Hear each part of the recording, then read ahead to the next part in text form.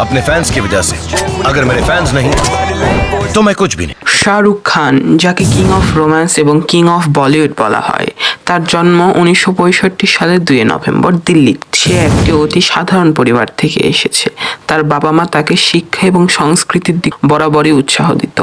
শিক্ষা জীবনে তিনি দিল্লি হার্ভার্ড বিশ্ববিদ্যালয় থেকে অর্থনীতিতে স্নাতক ডিগ্রি অর্জন করে।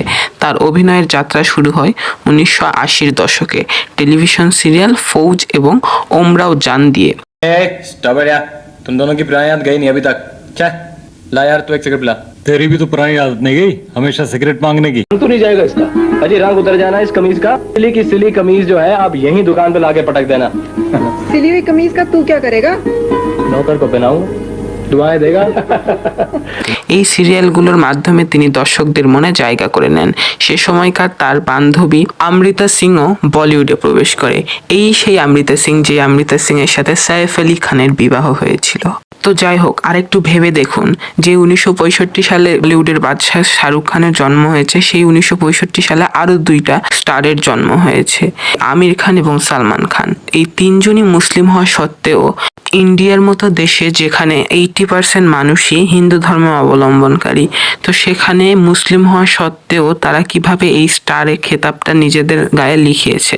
তো আমি এখান থেকে আমির খান এবং সালমান খানকে বাদ দেওয়ার কারণ তারা আমার এই আজকের এই বিষয়বস্তুর কারণ না। 1991 সালে তার মা মারা যাওয়ার পর সে সিনেমা জগতে চলে আসে।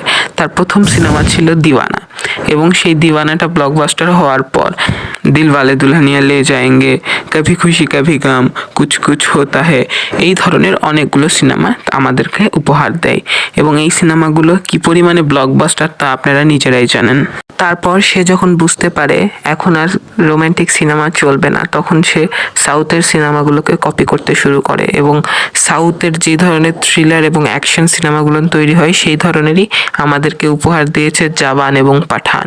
যখন সে দেখতে পেল যে এবং এই সিনেমাগুলো ব্লকবাস্টারের খিতাবে নাম লিখায় এবং বক্স অফিস কাঁপিয়ে দেয়, কিন্তু মুসলমান হওয়া সত্ত্বেও সে কিভাবে ইন্ডিয়ার মতো একটা জায়গায় যেখানে 80% পপুলেশনই হিন্দু ধর্ম অনুসারী সেখানে এত বড় স্টার হয়েছে, তার আসল কারণ হলো সে কী ধরনের ছবি করে তার উপর। কারণ সে আজ পর্যন্ত কোনো এমন সিনেমা তৈরি করেনি যেখানে ধর্ম বিবাদ রয়েছে বা ধর্ম নিয়ে মারামারি হয়েছে।